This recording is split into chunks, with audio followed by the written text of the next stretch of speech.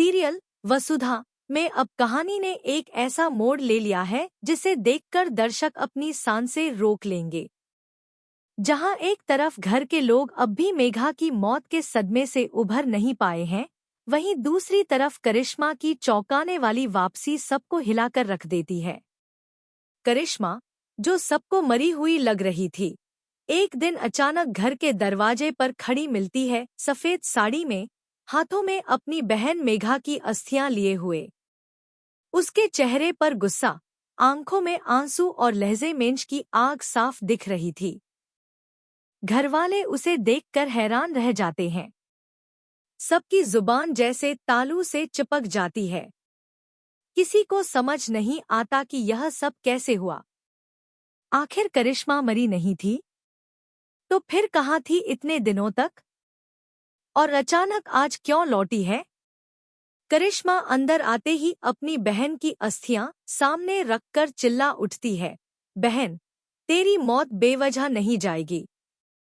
मैं तुझे इंसाफ दिलाकर ही रहूंगी। उसके इस बदले की आग ने पूरे घर का माहौल एक झटके में बदल दिया। लेकिन कहानी यहीं खत्म नहीं होती। असली साजिश तो अब शुरू होती है। जैसे ही पुलिस वाले घर पर पहुंचते हैं, वो चंद्रिका सिंह चौहान को जानकारी देते हैं कि उस इमारत में लगी आग के बाद उन्हें सिर्फ एक ही बॉडी मिली, मेघा की। करिश्मा का कोई सुराग नहीं था। ये खबर सुनकर देव सकते में आ जाता है, क्योंकि उसे यकीन था कि दोनों बहनें वहीं थीं।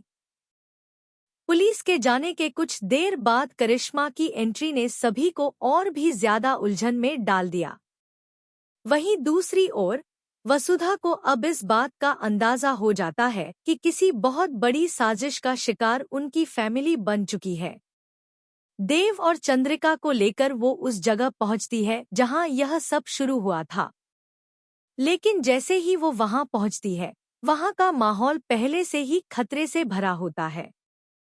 कुछ लोग पहले से घात लगाकर बैठे होते हैं। वसुधा, चंद्रिका और देव को वहां बंधक बना लिया जाता है।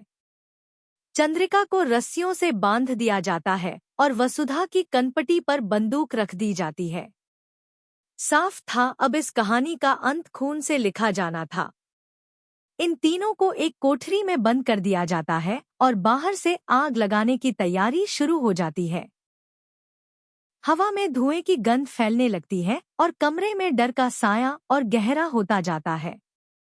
तभी देव अपनी सूझबूझ से काम लेता है और एक छोटी सी खिड़की से निकलकर अपनी मासा चंद्रिका और वसुधा को बाहर निकालने में कामयाब हो जाता है। उनकी जान तो बच जाती है, लेकिन जो होने वाला था उसका अंदाजा किसी को नहीं था।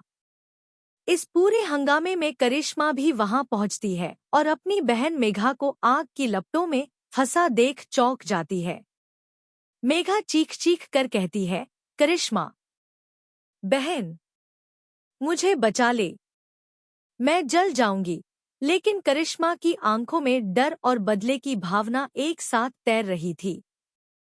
वो कहती है, अगर मैं अंदर आई तो मैं भी मर जाऊंगी। लेकिन तू चिंता मत कर बहन, मैं तेरा बदला लूंगी। करिश्मा अपनी बहन को आग में छोड़कर वहां से निकल जाती है।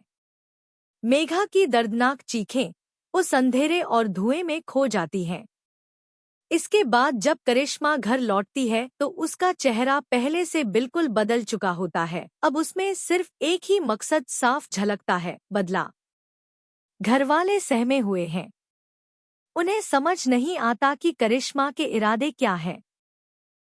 क्या वो बस अपनी बहन की मौत का बदला लेना चाहती है या उसके मन में कोई और चाल भी है? सबसे ज्यादा बेचैन वसुधा है। उसे समझ नहीं आ रहा कि अब क्या करें, क्योंकि करिश्मा की मौजूदगी पूरे घर में डर और बेचैनी फैला रही है।